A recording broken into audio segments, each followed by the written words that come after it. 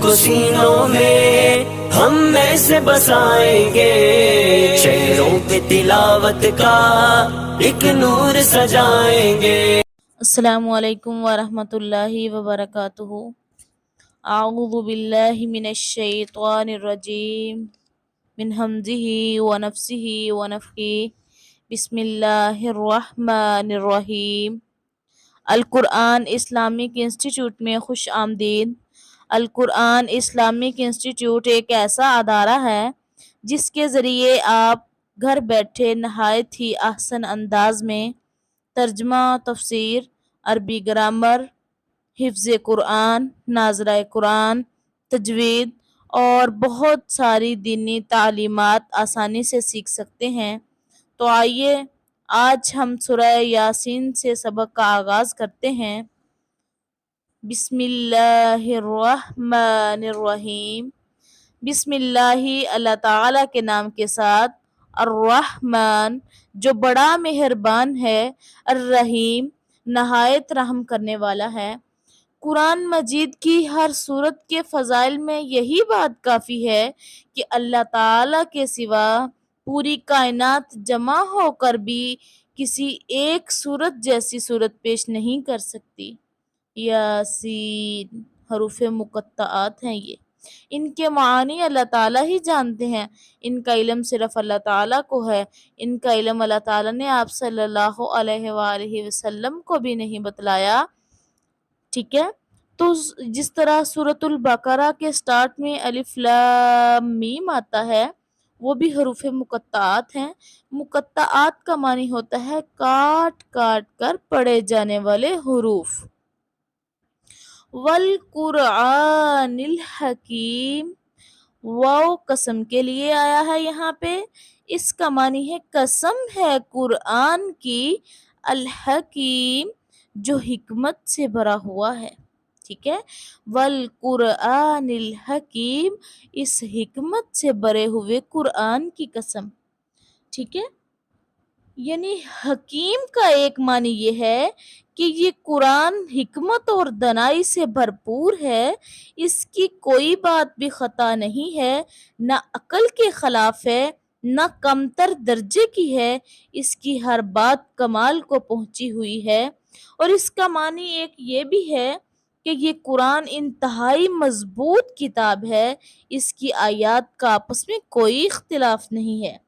یہاں اللہ تعالیٰ نے نبی صلی اللہ علیہ وآلہ وسلم کو مخاطب کرتے ہوئے قرآن حکیم کی قسم کھا کر تین باتیں بیان کی۔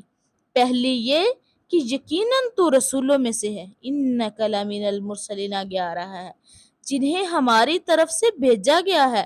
دوسری بات یہ کہ یقیناً تو سیدھے راستے پر ہے۔ تیسری بات یہ کہ یہ قرآن جو ہے عزیز و رحیم کا نازل کردہ ہے۔ ٹھیک ہے، یعنی مطلب یہ ہے کہ آپ کی رسالت اور دوسری دونوں باتوں کے لیے اور کوئی دلیل نہ بھی ہو تو یہ قرآن ہی ان کی دلیل کے لیے کافی ہے۔ مطلب یہ کہ حکمت سے بھرپور اور ہر لحاظ سے مضبوط قرآن اس بات کی گواہی دیتا ہے کہ یقیناً آپ اللہ تعالیٰ کے رسول ہیں، بالکل سیدھے راستے پر ہے، اور یہ قرآن اللہ تعالیٰ کی طرف سے نازل کردہ ہے۔ کس اللہ تعالیٰ کے طرف سے؟ جو بڑا ہی عزیز ہے، رحیم ہے، کیونکہ آپ صلی اللہ علیہ وسلم امی تھے، ان پڑھ تھے، نہ لکھنا جانتے تھے، نہ پڑھنا جانتے تھے، نہ آپ نے کسی کی شاگردی اختیار کی تھی، نہ آپ نے نبوت سے پہلے کبھی کوئی ایسا اس سے ملتا جلتا کلام پیش کیا تھا جس سے شبہ ہو کہ کلام کا یہ سلیقہ، یہ جو ملکہ ہے، یہ ترقی کرتا کرتا اس درجے تک پہنچ گیا ہے۔ یہ سب باتیں کفار مکہ اچھی طرح جانتے تھے، کیونکہ وہ ذاتی طور پر آپ صلی اللہ علیہ وآلہ وسلم کو 40 برس سے جانتے تھے۔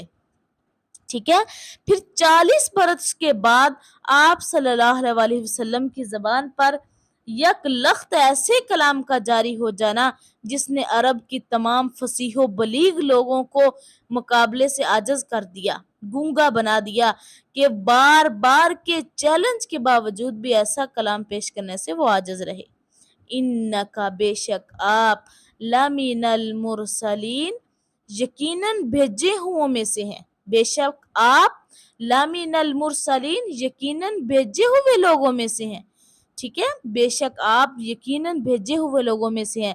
اس کا یہ مطلب نہیں ہے کہ معاذ اللہ نبی صلی اللہ علیہ وآلہ وسلم کو اپنے رسول ہونے میں کوئی شک تھا۔ دراصل یہ ان کفار کا رد ہے جو آپ صلی اللہ علیہ وآلہ وسلم سے صاف کہتے تھے کہ آپ اللہ تعالیٰ کی طرف سے بھیجے ہوئے نہیں ہیں، ٹھیک ہے۔ تو یہاں اللہ تعالیٰ نے میرے محبوب کے شان میں یہ بات بیان کی کہ آپ ہماری طرف سے بھیجے ہوئے ہیں۔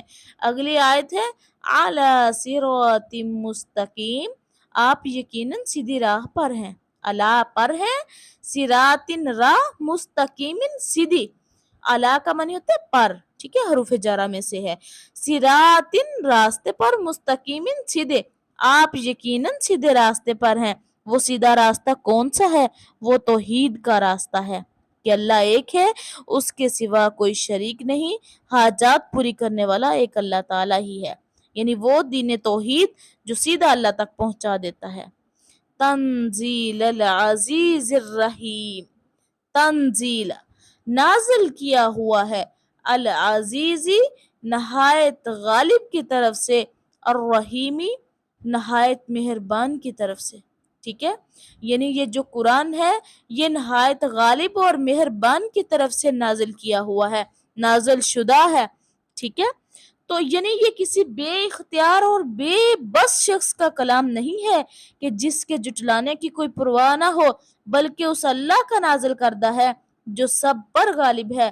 اس کے مقابلے میں نہ کوئی اپنا کلام لا سکتا ہے، نہ اس کے کلام کو نافذ ہونے سے کوئی طاقت روک سکتی ہے، نہ اسے جٹلا کر کوئی اس کی پکڑ سے بچ سکتا ہے۔ ساتھ ہی وہ نہایت یعنی بے حد رحم کرنے والا بھی ہے۔ اس نے تمہاری ہدایت کے لیے رسول بھیجا، کتاب نازل فرمائی، پھر تمہیں مہلت دی اور جٹلانے پر تمہاری فوراً پکڑ نہیں کرتا۔ الحمدللہ آج ہم نے سورہ یاسین کی 5 آیات پڑھی ہیں اور امید ہے آپ لوگوں کو اچھے طریقے سے اس کی سمجھ آئی ہوگی۔ انشاءاللہ کل سے ہم انشاءاللہ 6 آیت کا آغاز کریں گے، اسی پر ہم اختتام کرتے ہیں۔